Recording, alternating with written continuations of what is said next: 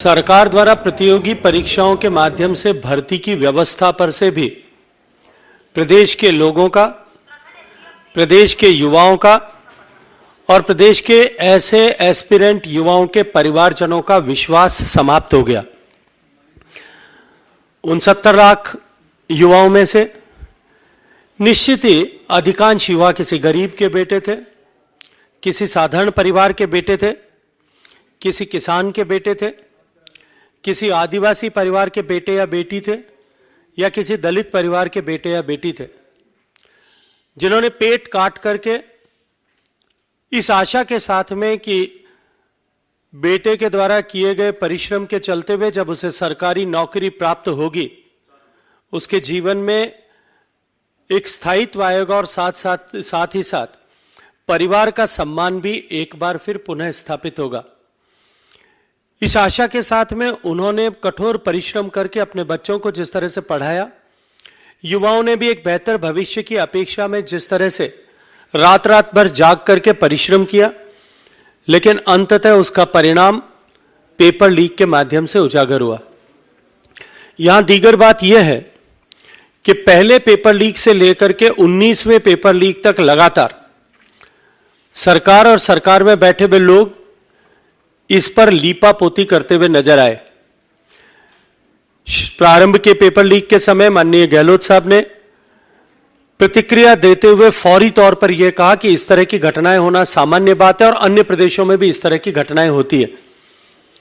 बाद में उन्होंने अपना राग परिवर्तित करते हुए राग में दूसरा सुर अलापा और उन्होंने कहा कि इसमें हम जांच करवाएंगे। वो क्रम न थमने पर बाद में उन्होंने फिर अपने राग में अपने सुर में तीसरा राग अलापते हुए कहा कि इसमें कोई भी अधिकारी और कर्मचारी लिप्त नहीं है। और निरंतर 18 पेपर लीक होने तक वो हर बार बिना मांगे ही कर्मचारियों, अधिकारियों और राजनेताओं को क्लीन चिट ऐसे प्रदान करते हुए दिखाई दिए। 18वें पेपर लीक के बाद जब भारतीय जनता पार्टी ने प्रचंड आंदोलन राजस्थान प्रदेश के हर एक जिले में खड़ा किया और उसके बाद जिस तरह की परिस्थितियां बनी, और मैं अभिनंदन करना चाहता हूं आप सब पत्रकार मित्रों का भी कि आपने जिस निर्भीकता और निष्पक्षता के साथ में इस सब विषय को देश और प्रदेश की जनता के सामने रखा, तब दबाव में आकर के गहलोत सरकार को कुछ फौरी तौर पर कार्रवाई करनी पड़ी और कार्रवाई कुछ कदम चली थी। हम सब के संज्ञान में है कि आरपीएससी के सर्विंग मेंबर को जेल जाना पड़ा और इसके साथ साथ में कांग्रेस सरकार के द्वारा मंत्री पद का दर्जा दिए गए व्यक्ति को भी रंगे हाथों गिरफ्तार किया गया। पेपर लीक के इस प्रकरण में ईडी के प्रवेश के बाद में इसके सरगना की गिरफ्तारी हुई और सरगना की गिरफ्तारी के बाद में जिस तरह के तार जुड़ते हुए प्रतीत हुए, उनके चलते हुए ईडी ने जो हालिया कार्रवाई की है, उन कार्रवाइयों का परिणाम यह है कि आज सरकार बैकफुट पर है और बौखलाई हुई नजर आ रही है। लेकिन क्योंकि नरेंद्र मोदी जी की सरकार का यह संकल्प पहले दिन से है कि हम किसी भी सूरत में, किसी भी क्षेत्र में भ्रष्टाचार को बर्दाश्त नहीं करेंगे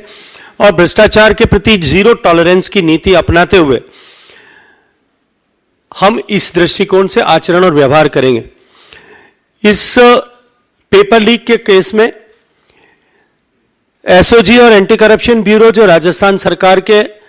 मुखिया आदरणीय अशोक गहलोत साहब के अधीन काम करती हैं, गृह मंत्री होने के नाते और मुख्यमंत्री होने के नाते डायरेक्ट कंट्रोल एंड कमांड मुख्यमंत्री जी का है। जब मुख्यमंत्री स्वयं आगे चल करके इस तरह की क्लीन चिट अधिकारियों और नेताओं को दे रहे थे, तब कोई भी कार्रवाई निष्पक्ष रूप से इन एजेंसीज के द्वारा हो सकेगी, इसकी संभावनाएं राजस्थान के जनता के मन में समाप्त हो गई थी। राजस्थान का युवा यह मानता था कि इस दृष्टिकोण से किसी भी तरह से हमें न्याय नहीं मिल सकेगा। राजस्थान एंटी करप्शन ब्यूरो के सेवानिवृत्त डायरेक्टर जनरल बीएल सोनी साहब ने खुद वीडियो करके यह कहा और इस बात को स्वीकार किया है कि सरकार बड़ी मछलियों पर हाथ डालने नहीं देती थी, हम पर दबाव डाल करके रोकती थी। अब जब इस प्रकरण से जुड़ी हुई बड़ी मछलियों पर ईडी ने कार्रवाई करना प्रारंभ किया है, तब निश्चित ही सरकार में बैठे हुए लोगों को अपनी धरातल हिलता हुआ प्रतीत होता है, अपनी धरती धूसती भी प्रतीत होती है, अपनी कुर्सी खिसकती हुई प्रतीत होती है और इसके चलते हुए वो ध्यान भटकाने के लिए इस तरह की फौरी प्रतिक्रियाएं करते हैं। आज उन 70 लाख युवाओं और युवतियों को न्याय दिलाने के लिए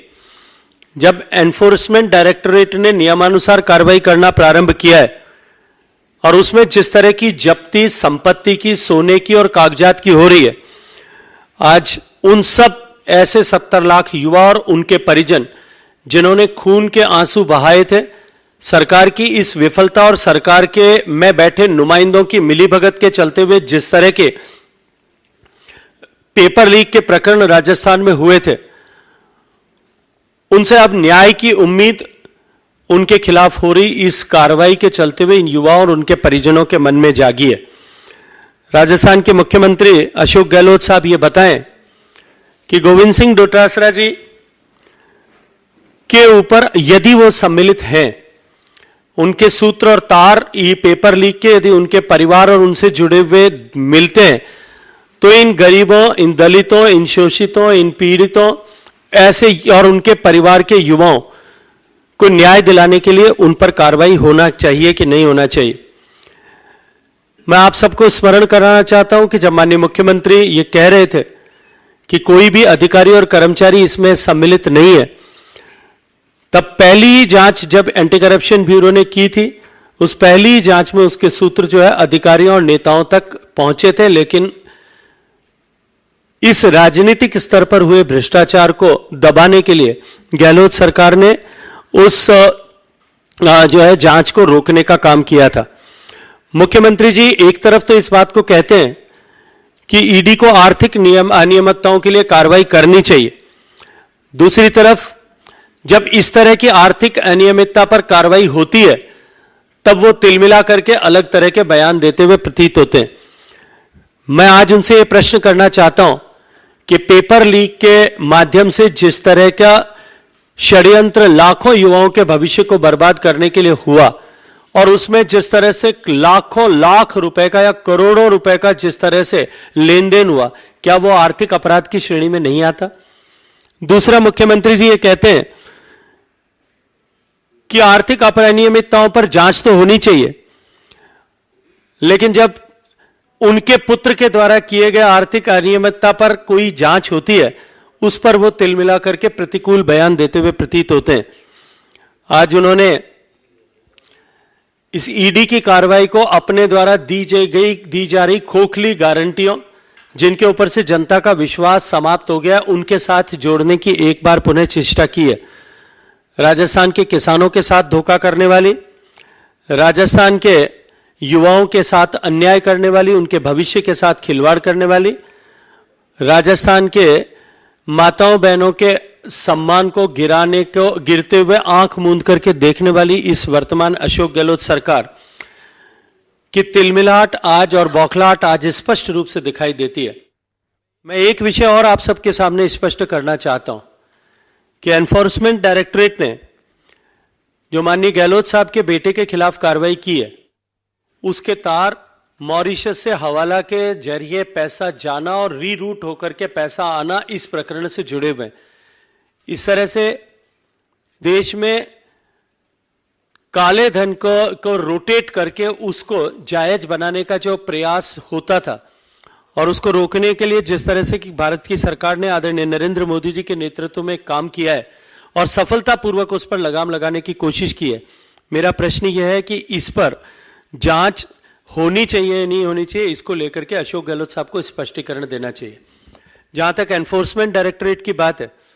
अब जो माननीय मुख्यमंत्री जी बार बार इस बात का दोषारोपण करते हैं कि ईडी की कार्रवाई उन्हीं प्रदेशों में होती है जहां चुनाव होने वाले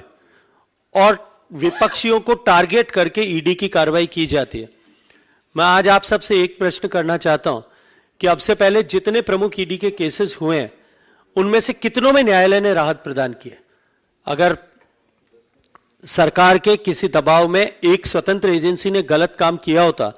तो निश्चित ही न्यायालय ने उसमें हस्तक्षेप करके न्यायपालिका ने निश्चित रूप से राहत प्रदान की होती। एनफोर्समेंट डायरेक्टोरेट के पिछले 9 साल के रिकॉर्ड को यदि उठा करके देखा जाए तो मैं जिम्मेदारी के साथ मैं ये कह सकता हूं कि ईडी के द्वारा पीएमएलए में रजिस्टर्ड किए गए केसेस में 93% से भी ज्यादा कन्विक्शन हुआ है। 93.54% केसेस में कन्विक्शन अब तक हुआ है। शायद दुनिया के किसी भी एजेंसी के द्वारा किए गए कार्रवाई में कन्विक्शन की रेट जो है वो इस स्तर पर नहीं होगी। इसलिए ईडी पर दोषारोपण करके ईडी का पॉलिटिसाइजेशन करने की कोशिश करना और ईडी की कार्रवाई का पॉलिटिसाइजेशन करने की कोशिश करना, more precisely I should say, ये निश्चित रूप से एक स्वतंत्र ऐसी निरपेक्ष रूप से काम करने वाली एजेंसी पर अन्यथा प्रश्न चिन्ह खड़ा करके उसकी साख को गिराने का कुत्सित षड्यंत्र है। मैं इसी क्रम में आगे आपसे निवेदन करना चाहता हूं कि ईडी ने जो कुल मिलाकर के अब तक जितने केसेस किए हैं, जो पिछले 9 साल के केसेस हैं, उन केसेस में अब तक जो एनफोर्समेंट डायरेक्टरेट ने अब तक जितने केसेस किए हैं, उन 5,996 के 906 केसेस में से केवल 3% केसेस ही पॉलिटिकल लोगों जो पीपल्स रिप्रेजेंटेटिव हैं या उन्होंने पीपल्स रिप्रेजेंटेटिव की तरह काम किया है, उनमें से केवल 5,900 केसेस में केवल 3% लोग ही ऐसे हैं। इसलिए इस तरह का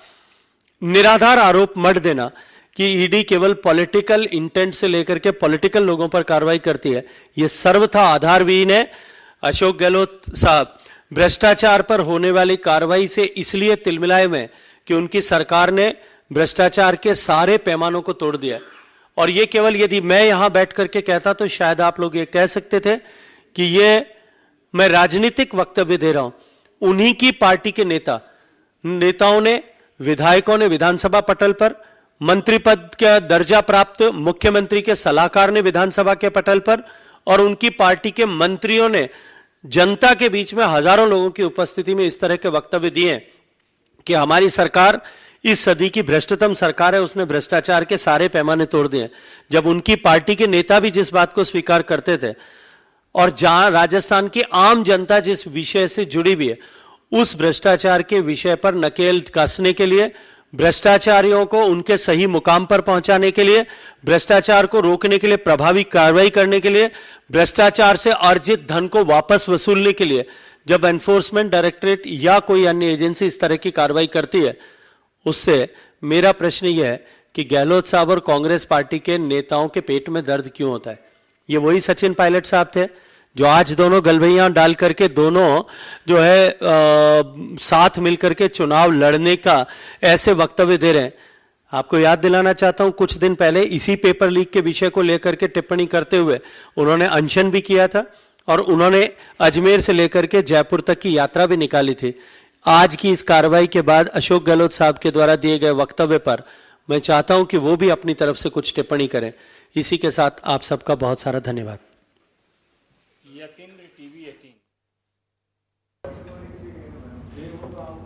गजेंद्र सिंह शेखावत को आप सुन रहे थे और उन्होंने ईडी की कार्रवाई को लेकर राजस्थान में जो पेपर लीक हुए उसको लेकर जिक्र किया है और कहा है कि ये वक्त है जब युवाओं को थोड़ा तसल्ली मिले कि उनके साथ जो गलत हुआ है उस पर एक्शन किया जा रहा है। ईडी की कार्रवाई को लेकर गजेंद्र सिंह शेखावत ने ये बयान दिया। उन्होंने इस पर पीसी की और कहा कि कार्रवाई का परिणाम कि सरकार अब बैकफुट पर है, युवाओं का भविष्य अंधेरे में कर रखा है और इसीलिए अब पेपर लीक पर ईडी कार्रवाई कर रही है। उन्होंने ये भी कहा कि इस तरह का कोई सवाल ईडी पर उठाने का कोई मतलब नहीं बनता है क्योंकि ईडी इस तरह की कार्रवाई लगातार करती रही है और क्योंकि राजस्थान में पेपर लीक होते रहे, कई पेपर लीक हुए, उसके बावजूद कार्रवाई नहीं की गई है। 18 पेपर लीक का जिक्र गजेंद्र सिंह शेखावत ने किया और कहा कि तब भी किसी तरह से युवाओं के साथ न्याय नहीं किया गया और ऐसे में अब ईडी ने एक्शन लेकर लगातार ये बता दिया कि कैसे ईडी ने ये बता दिया कि कैसे जो न्याय है वो युवाओं के भविष्य के साथ किया जाएगा। गजेंद्र सिंह शेखावत, इससे पहले मुख्यमंत्री अशोक गहलोत ने प्रेस कॉन्फ्रेंस की थी और उन्होंने जिक्र किया था कि कैसे जो यहाँ पर कार्रवाई तो की जा रही है, लेकिन गजेंद्र सिंह शेखावत का नाम लेते हुए उन्होंने कहा कि बहुत सारी प्रॉपर्टी या जो कार्रवाई है वो वहाँ नहीं की जाती है। उन्होंने ये भी कहा कि पेपर लीक पर हमने कानून बनाया है, कार्रवाई भी की गई है। वहीं दूसरी तरफ ये भी कहा कि जब इस तरह चुनाव आते हैं तो क्यों ईडी सक्रिय हो जाती है, उस पर भी सवाल उठाए। अब इसी को लेकर बीजेपी मुख्यालय में प्रेस वार्ता गजेंद्र सिंह शेखावत कर रहे थे और उन्होंने डिटेलिंग में इस पर चर्चा की कि कैसे जो ईडी है उसका आना ज़रूरी हो जाता है अगर कहीं पेपर लीक हो रहे हैं, अगर कहीं पर कार्रवाई करने की ज़रूरत होती है। 18 पेपर लीक का जिक्र गजेंद्र सिंह शेखावत ने कहा। उन्होंने कहा कि अब जो कार्रवाई हो रही है उससे नेताओं में घबराहट बनी हुई है। उन्होंने ये भी कहा कि युवाओं के भविष्य के साथ खिलवाड़ हम नहीं होने देंगे और अब माहौल बन गया है कि जो कार्रवाई है उससे थोड़ा सा शायद धैर्य युवाओं को मिला है।